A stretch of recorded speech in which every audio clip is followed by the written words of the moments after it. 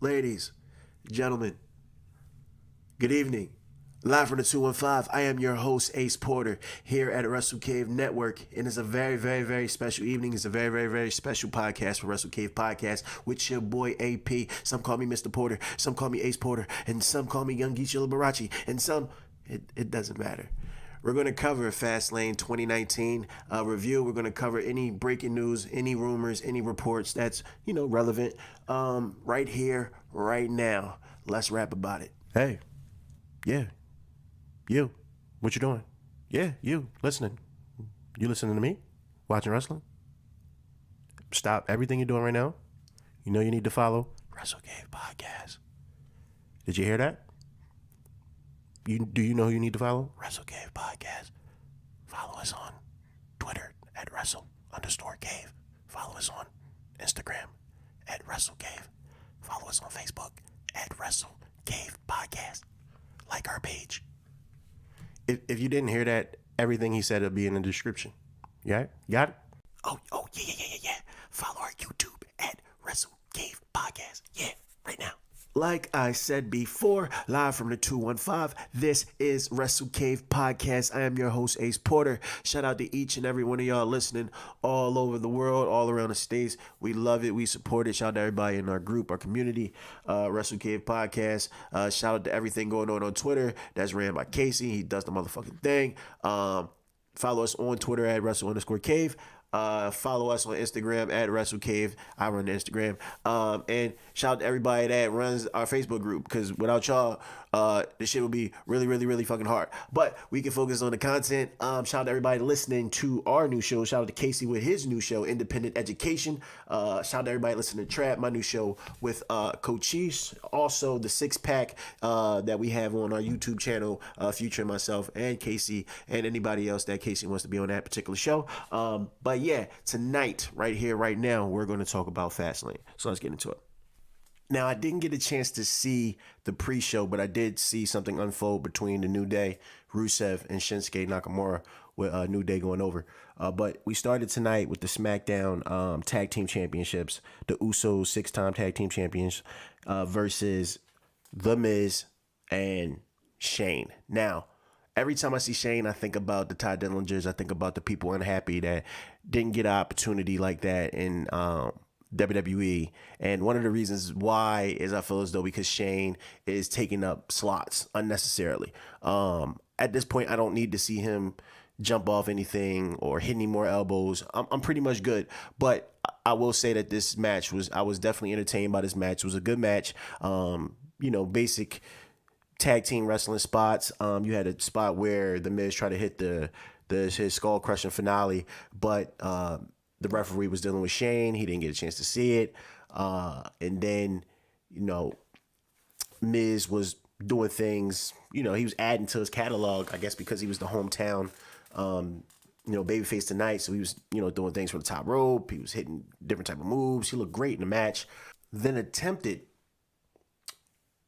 a frog splash off the top rope, which looks beautiful, but caught the knees.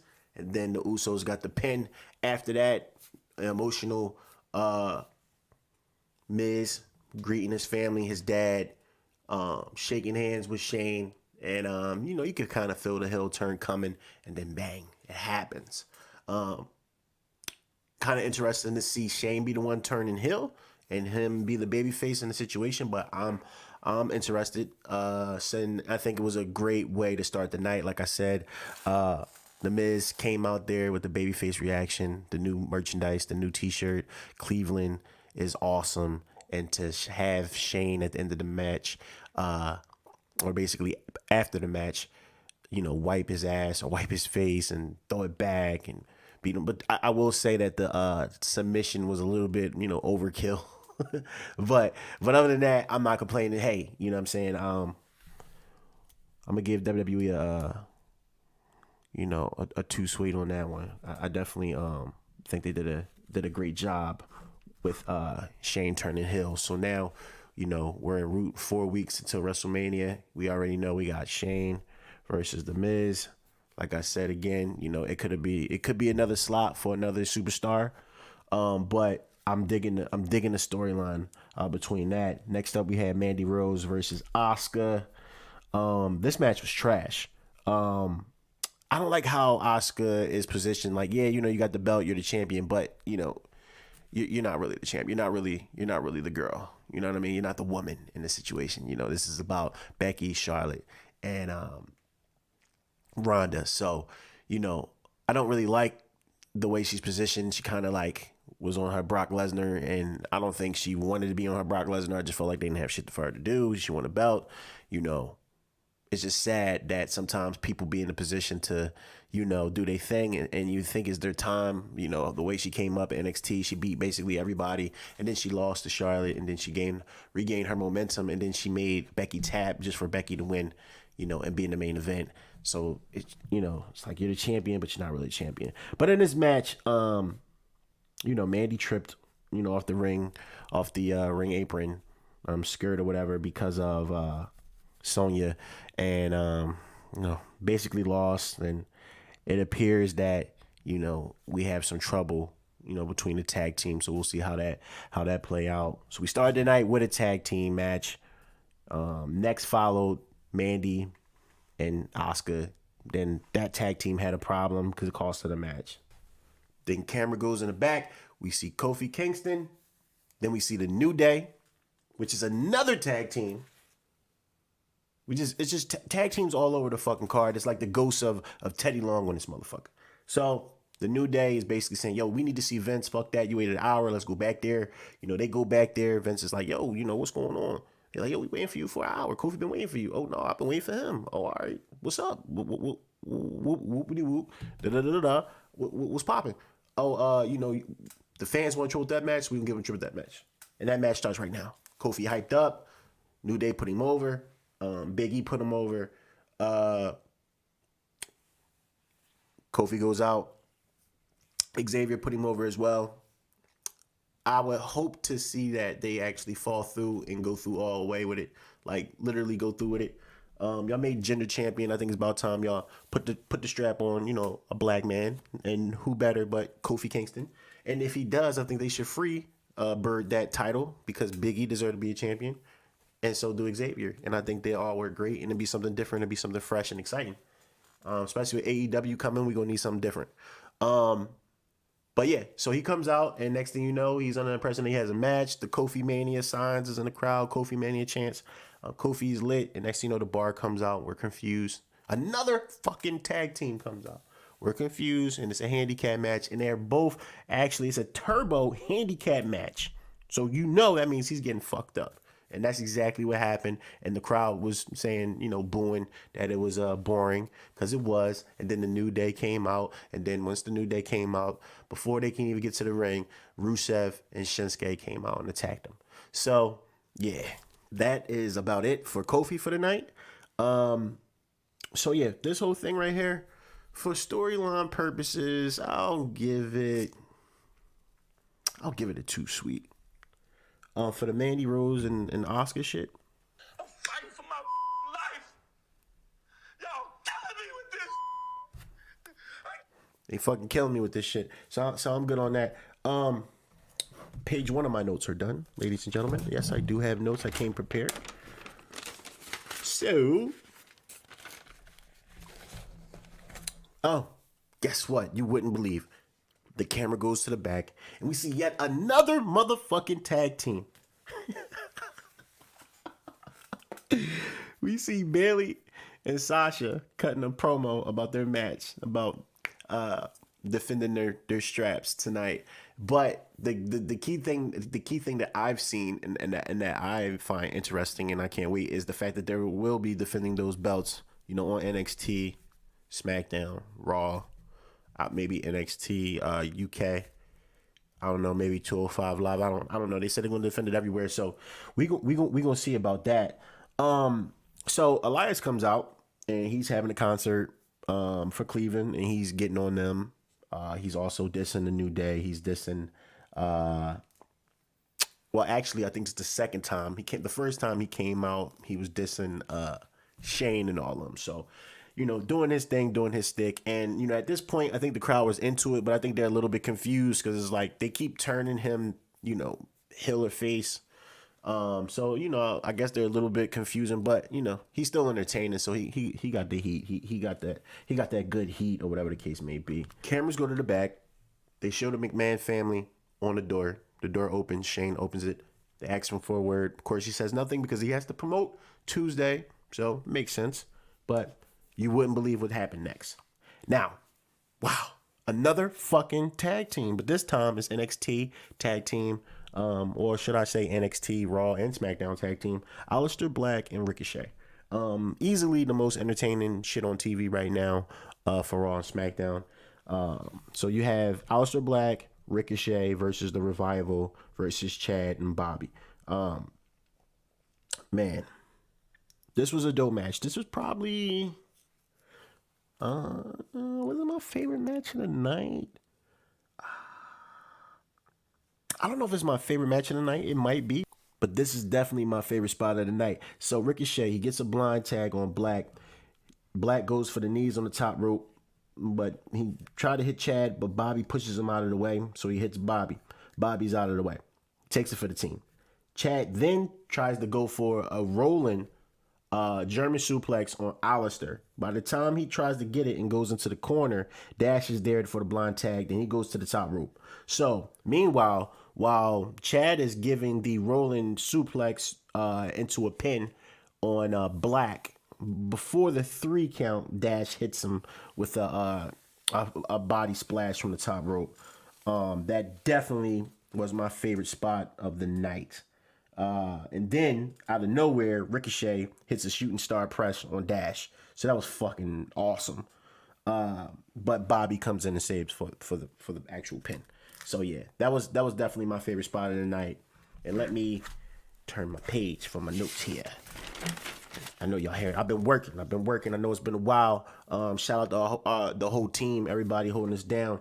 We back and we gonna get it rocking. We gonna give y'all this shit. We gonna give you this content one way or another. Ricochet then kind of botched her Karana to hit everybody on the outside. He hit the apron and Sky hit the apron as well. And then he was going to attempt to do his finisher.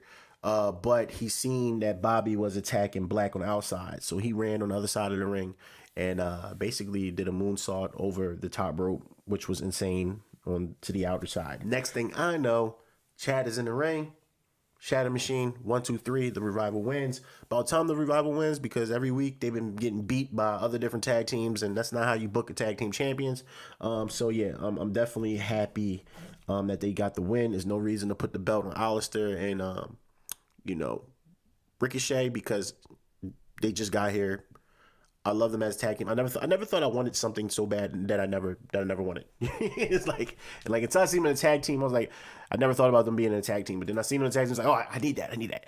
But yeah, hopefully Sanity gets some opportunity. Some other tag teams get some opportunity as well. They kind of put the strap on these guys' back and throw them in the tag team division. But we have other tag teams that y'all can kind of utilize. It'll be dope. Next, we had a 4-way match for the U.S. title. Rey Mysterio, Andrade, Joe, R-Truth. Shout out to R-Truth, my guy. Joe was out there striking everybody.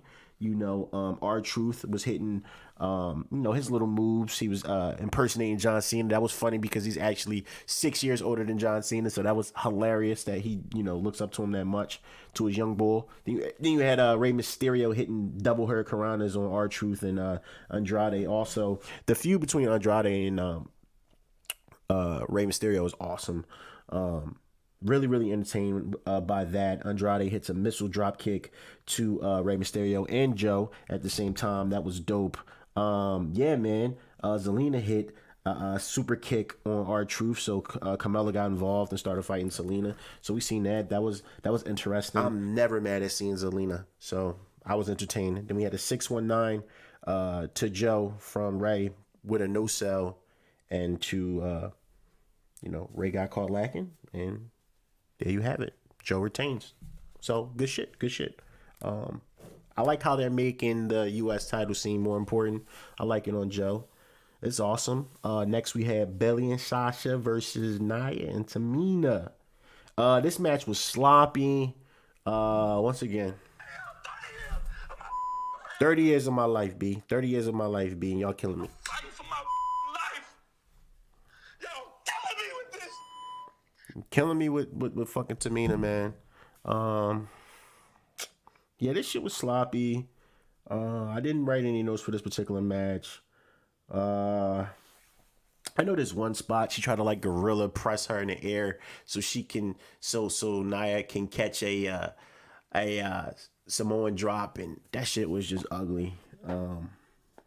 Yeah, man, I wasn't a fan of this match. Right call. Sasha finally was able to retain a title, so I'm happy about that. I don't have anything else to say about that shit, man. Y'all know where I stand on Nia Jax, man. I don't really feel that shit at all, man.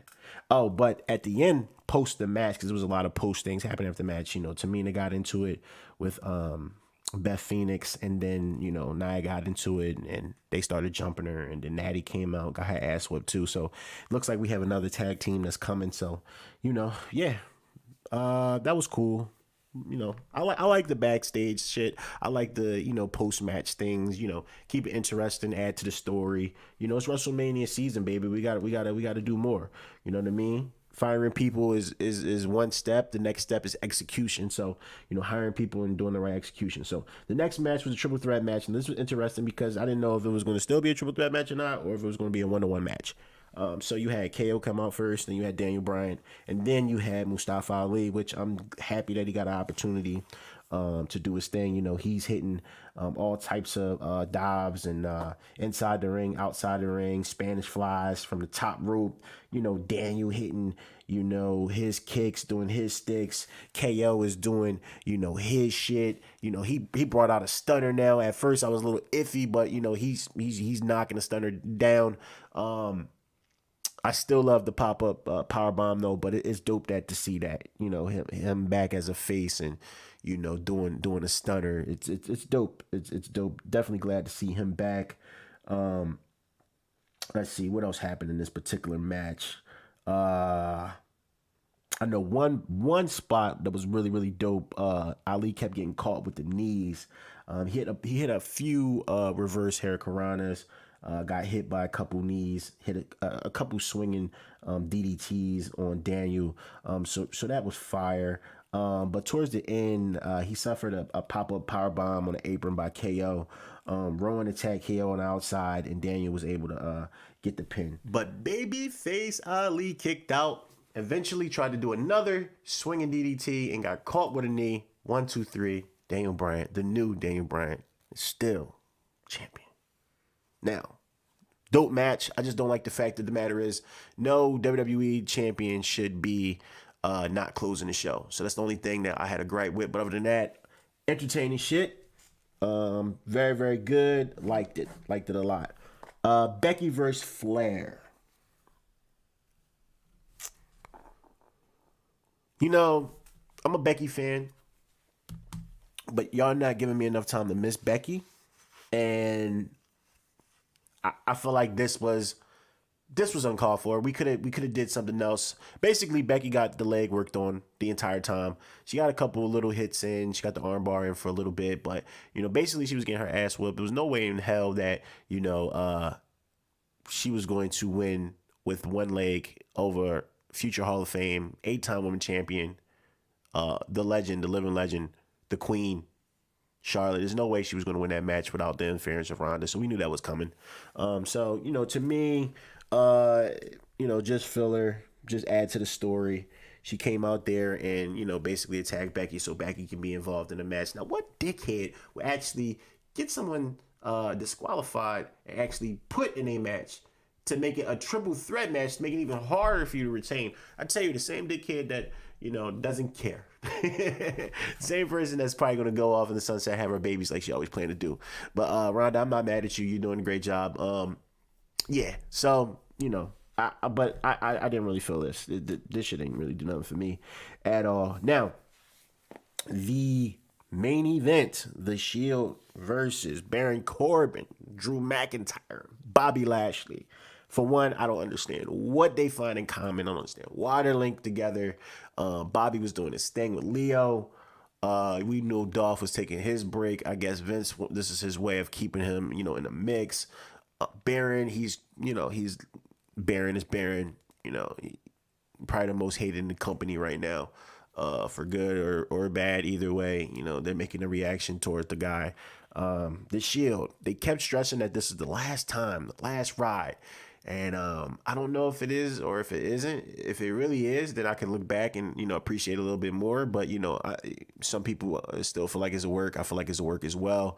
I really hope he does leave, because I feel like he could do better in the Indies. And this was cool. I'm not one of those Shield haters. Even though certain shit don't work. If certain shit's not working, make it work or make it happen. So tonight, Dean was struggling with the whole heel turn shit. Roman's back. They're back together. They're doing it for one more time, and I like that. If you're playing off of real life shit, if this is really going on and you're using that as storyline, then that's great. But if you're still trying to use this as a reality storyline, quote unquote, that's still good for television, even if it is a work. It's something interesting to give Dean something to do. We don't know if he's staying or not, so we're invested in something finally as far as Dean a little bit. You know what I mean? So the match though, it didn't really pick up until like later. It was like a normal tag match. But when it did pick up, it picked up like a motherfucker. So you had, Drew out there trying to give a shield bomb. But Dean hits him, breaks that up. Then Bobby goes for a choke slam on the table. Roman comes out of nowhere, hit a Superman punch, and then a curve stomp to Bobby out there on the table. And then Drew gets powerbomb, so they're going. Next thing you know, the Shield is doing their classic, cornering Baron in the ring. You get a super kick, a super punch, and a super dirty deeds, and then for a shield bomb. And right before that shield bomb, SF would say, "This is the last motherfucking time." So that shit right there, the line of the night, sealed the deal for me. Good match. I didn't think it needed to close, but I understand. But yeah, it was a solid pay-per-view, man. I must say it definitely was a solid pay-per-view. Surprised I didn't see Braun tonight, but he hasn't been doing anything, so it makes sense. Probably one of the better Fastlane pay-per-views I've seen over the last couple years. So I'm definitely entertained, and what we know for sure right now is Seth is going for the Universal title.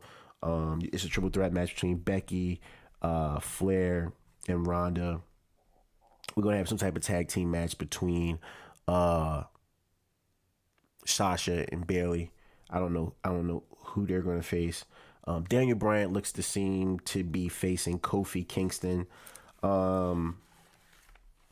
I don't know who Roman's gonna face. I don't know who Dean's gonna face. Maybe they would, face each other.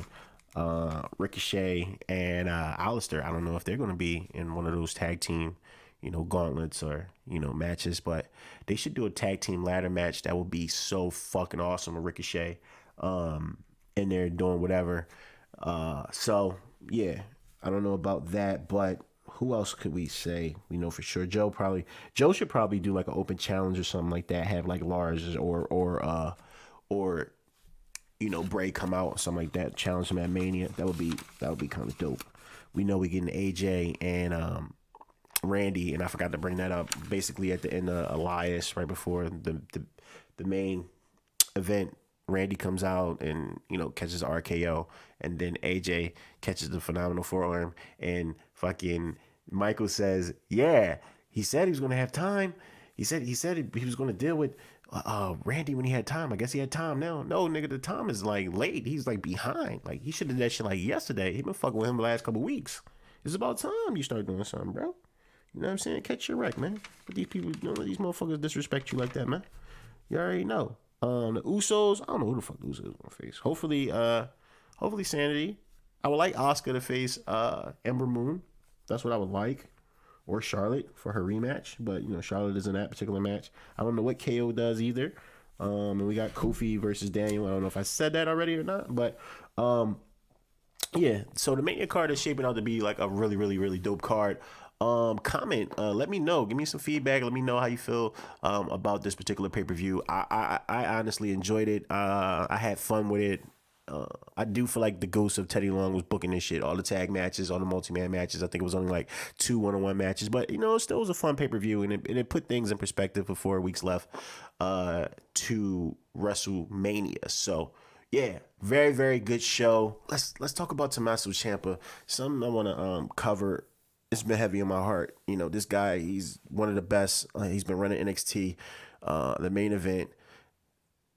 Every time he has the momentum, he has like these career-threatening and career-ending injuries that it's just sad. They've been working on a storyline. I can't think of the last time they had a storyline that dragged out this long, and we were waiting for the blow off. And 4 weeks between the blow off, you get this injury like that, or I don't even know if it happened between 4 weeks, but you have to have surgery. Like, it has to happen now.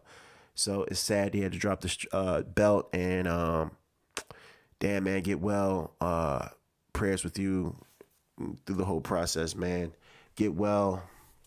I don't know what they're going to do as far as the storyline is concerned. I know now Johnny's a good guy again.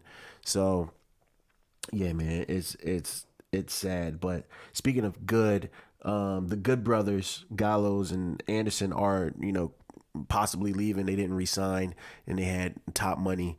AJ didn't resign, and he, got offered some good money as well.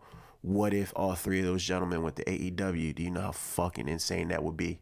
My thing is, AJ's done everything to do in WWE except face Seth Rollins on the big stage. So, yeah, I would like to see AJ and Kenny before it's all said and done, before it's all over. But yeah, those guys are leaving, possibly. But if I was Gallows and Anderson, I probably definitely would be gone about that. See what other topics that talk about. Oh, the Dream said some shit. He's always trolling. So tonight, he was trolling, saying, "Am I the only one seeing those leg slaps? Question mark. No more leg slaps, please." Wow. So my question to y'all is, if y'all listening to me right now, when you get a chance, DM me, comment, hit me up, text me, whatever, and let me know, like, do you think he's doing this shit? Do you think he's ever getting real heat, or this is a part of the character that he has? Because I can't tell the difference between the two. Like, he pretty much can say whatever he wants at this point. I did see a lot of like knee slapping also. But in other news, a clip of Enzo Amore just dropped. It's from his interview with Title Match Network. And basically, he talked about everything that All Elite Wrestling was doing. And he said, and I quote, "I get the chills when I think about it," said Amore. "What he's doing right now with AEW is the coolest shit I've ever seen. It's Dusty Rhodes' son going heads up with Vince McMahon. Dusty, he gets made a mockery by McMahon. Puts him in yellow with polka dots at a time where equal rights and racism was running rampant. He put him with a black woman. He went, now go get over. Because he used to book against Vince. Look at Virgil. Vince got a black guy, named him Virgil, after Dusty Rhodes. Then he goes to WCW, and his name is Vincent. They had a history of competition. So to see Cody reignite that flame is the coolest shit, and that's his son." So there you have it. Yeah, words from Enzo Amore. Strong words from Enzo Amore, I will say that, to say the least. But yeah, we're definitely excited what AEW is doing, and I can't wait to see where it goes. Roman Reigns has been a very busy man. Shout out to you. Welcome back. Thank you, Big Dog Joe, for being cancer and inspiring all these different kids all over the world. And he sat down with Alex McCarthy of TalkSport.com to talk about Dean Ambrose and to talk about the Usos possibly leaving after the contract is up in April. And he said, and I quote, "I think I put a little bit more pressure on myself to be more than just a friend or a peer. The Usos, obviously, they are my family, but Dean is the same way. That's the hardest part for me. These situations are where the business comes up, and I'm always, good for giving advice, my perspective on what I might do in that situation. But when it comes down to it, this is business, and these men are businessmen, and they're going to have to take care of themselves and get the numbers and the years on those contracts that they want. Ambrose, is Reigns' brother, a real life friend, while Jimmy and Jey Uso are Reigns' real life cousins. On the subject of Ambrose, specifically, Reigns said that he intends to talk to his friend about the situation, but also noted that he will be supportive and remain in contact with Ambrose regardless of what he does. And I quote, "First of all, I had to read through an article or Twitter or something like that, so I didn't really take it too seriously. I've always known Ambrose. We always talked about it. He likes to stay unpredictable. He likes to march to the beat of his own drum, and I know one thing that he wants to be is happy. He's the kind that always been preparing to get to a point where he doesn't have to rely on anybody. And we've been fortunate enough to have a crazy roller coaster ride and such a great job over these past years. And we're fortunate enough to secure ourselves. So I'm not surprised because I know if he wants a break or needs a break, he's going to take it and do it his way. But it is a big shock and we haven't really gotten into it. And I really talked so much about it, but because once I get back, it's been pretty much foot down to the floor, hitting the gas pedal pretty hard, but it's something that we're going to have to get into a little bit more, and it concerns me a little bit. I never want one of my closest friends to leave, but if he does leave this company, we're still going to be close and talk all the time. Yeah. So, that's from Joe Roman. My thoughts on that. Like I said, if it's a work, then they're doing a good job. They're doing a good job. Who's also doing a good job? I think Ronda's doing a great job. She broke kayfabe and cut some kayfabe is pretty much dead anyway, but she said fuck the people who are the WWE universe. So I guess she's saying fuck me. I don't consider myself being part of the universe, but I do watch WWE, so I guess it is fuck me. Well, if it's fuck me, Ronda, it's fuck you too. Now, I saved the best for last. We got some questions from our cavers in the group. Shout out my man Matthew. This is the first question. How do you feel about the current direction of WWE heading into Mania? What match do you think is being booked the best / worst? All right. Now, after Fastlane,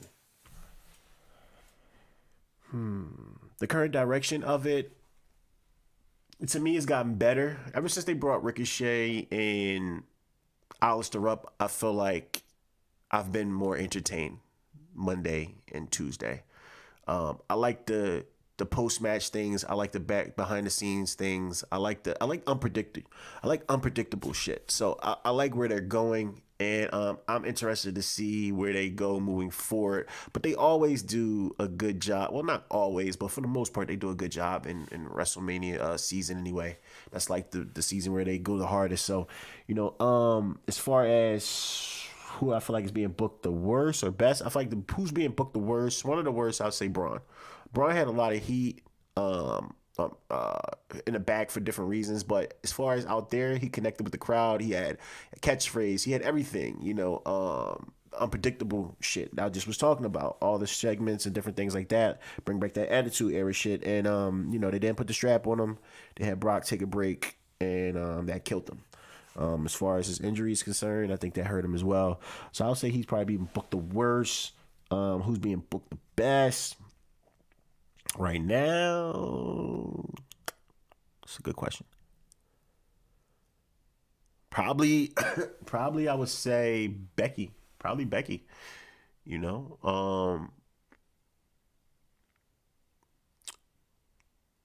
She caught fire. She beat Charlotte. She maintained that heat no matter what. And she got injured. Still maintain that heat. Now she fuck around be one of the she's a part of the first women main event in that Mania, and she lost her strap, but she won the Rumble, and got right back into it. So possibly Seth was up there as well. I'll say Daniel's being booked pretty awesome. Who else? It's a couple people that's being booked all right. It's a lot of people that's being booked bad. So, but yeah, that'll be my answer. Matt, good questions. Pat, what up, bro? Miss you. Who do you see Roman Reigns facing at WrestleMania? Whew.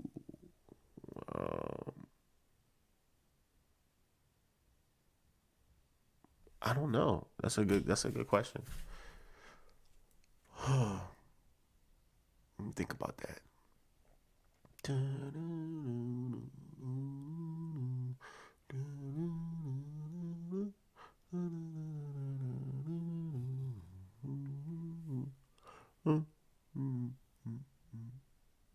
don't know. You can put him against a Lars Sullivan if he returns or debuts, or you know, he could probably go against Dean if y'all want to do something like that. I'm not sure. I'm not sure, Pat. I'm trying to feel like it's not so many people that's built up that can face him at this point. But yeah. Dave asks, do you eat ice cream in the winter? Yes, I do.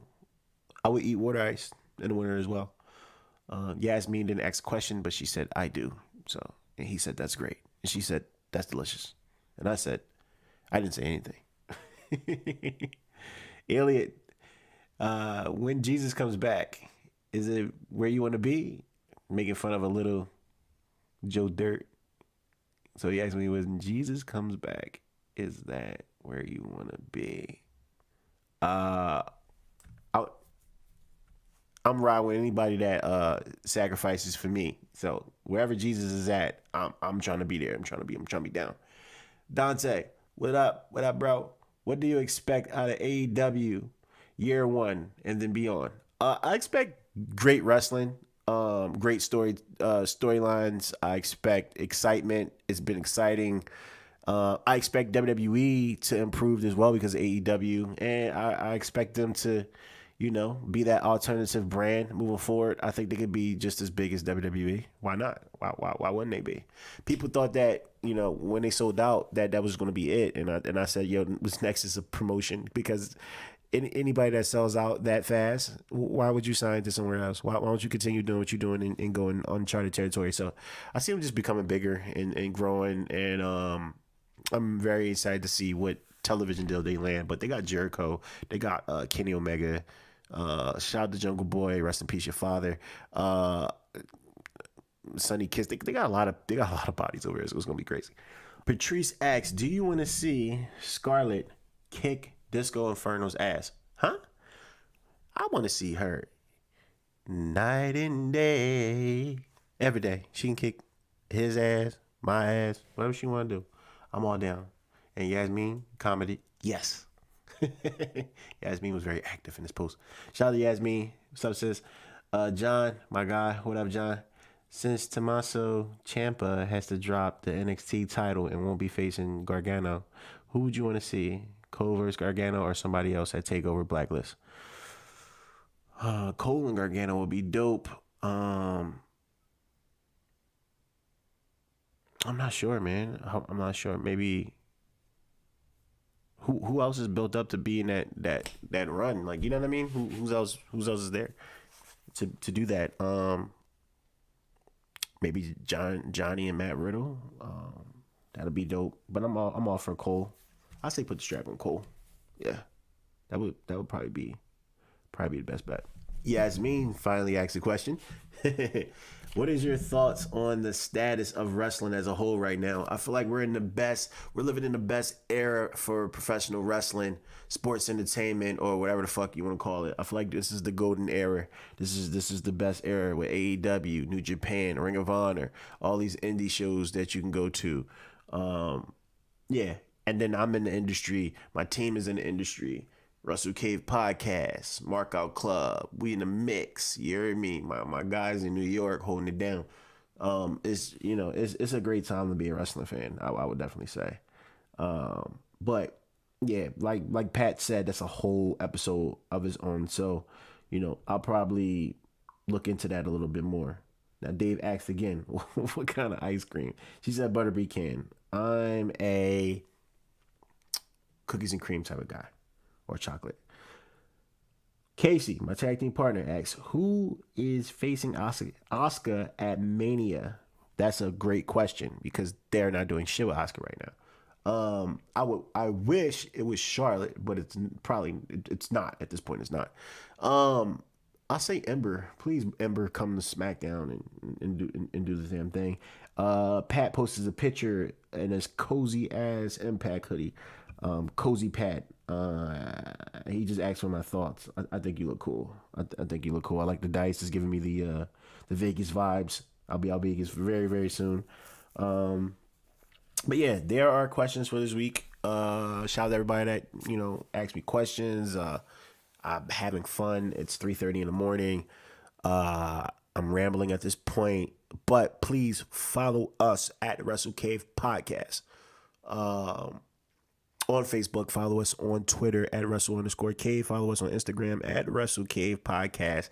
I am Ace Porter, your humble host, holding it down for 30 Case, holding it down for Mike, holding it down for Pat, holding it down for the entire Wrestle Cave Podcast. This is Wrestle Cave Network. I am about to do what I do, and I will catch y'all later.